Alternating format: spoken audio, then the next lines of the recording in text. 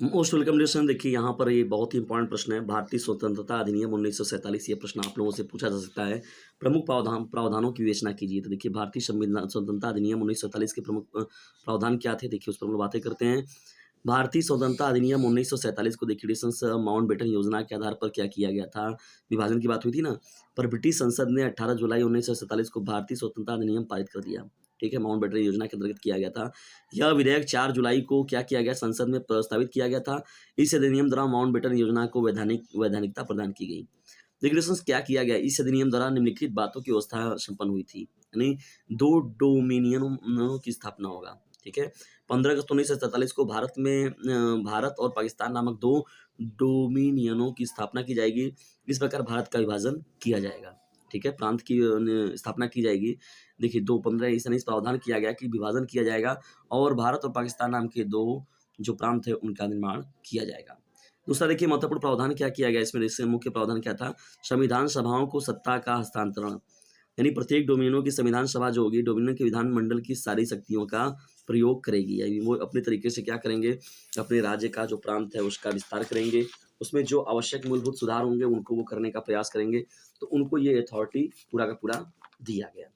जब महत्वपूर्ण कथनों में हम लोग और बढ़ते हैं डिस्कस आगे, देखिए यहाँ पर तो क्या बातें निकल के सामने आता है। यहाँ पर जब आगे बढ़ते हैं आप लोग, तो देखिए जब बढ़ते हैं हम लोग डिस्कस, तो ये अलग अलग गवर्नर जनरल, यानी प्रत्येक नए डोमिनियनों के लिए क्या होगा, गवर्नर जनरल होगा। इस बात का भी प्रावधान किया गया। गवर्नर जनरल की नियुक्ति सम्राट करेंगे, वह डोमिनियनों के शासन के लिए सम्राट का प्रतिनिधि भी होगा।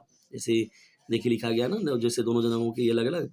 तो ब्रिटिश नियंत्रण की समाप्ति, यानी ब्रिटिश अब सबसे पहले क्या होगा, ब्रिटिश का नियंत्रण जो हो जाएगा वो समाप्त हो जाएगा पूरी तरीके से। ठीक है, देशी राज्यों पर सर्वोच्च सत्ता का अंत हो जाएगा, यानी देशी राज्यों पर जो सर्वोच्च सत्ता थी उसका भी अंत हो जाएगा, यानी 15 अगस्त 1947 के बाद से ये समाप्त हो जाएगा। ठीक है ना, यानी देशी राज्यों के ऊपर सम्राट की सर्वोच्च सत्ता समाप्त हो जाएगी और सम्राट तथा देशी राष्ट्रों के बीच 2 जो संधियां या करार थे उन सब का भी 15 अगस्त 1947 के बाद क्या हो जाएगा, अंत हो जाएगा। देखिए 1935 के भारतीय शासन अधिनियम द्वारा शासन किया जाएगा, नहीं 1900 नए संविधान को लागू किए जाने के पूर्व तक शासन व्यवस्था का संचालन 1935 के भारत शासन अधिनियम, देखिए 1935 का भारत शासन अधिनियम जो था उसके अंतर्गत किया जाना चाहिए, सुनिश्चित हुआ, किंतु प्रत्येक को आवश्यकता अनुसार उसमें संशोधन और परिवर्तन का अधिकार प्रदान किया जाएगा। भाई जो भी चीज़ें होंगी, जो भी दिक्कतें आएंगी, समय की जो मांग होगी उसके अनुसार जो परिवर्तन होने का रहेगा व्यवस्था, तो परिवर्तन भी आवश्यक रूप से होना स्वाभाविक रहेगा। ठीक है दोस्तों, तो ये प्रश्न बहुत ही इंपॉर्टेंट था आप लोगों के लिए। 1947 से रिलेटेड देखिए प्रश्न बार बार पूछता रहता है, तो कुछ चीज़ें जानना जरूरी है। दोस्तों आज का ये महत्वपूर्ण सेशन थोड़ा सा भी हेल्पफुल लगा हो तो इसे अपने क्लासमेट पर शेयर जरूर कर दीजिएगा और बने रहिए डीजे सर चैनल के साथ, क्योंकि लोगों के अंदर ज्ञान की पूंगी बनाने वाला, ना कि गानों का रिमिक्स बजाने वाला। जल्दी मिलते हैं किसी अन्य वीडियो के टॉपिक के साथ, तब तक के लिए टेक केयर, बाय, जय हिंद, जय भारत।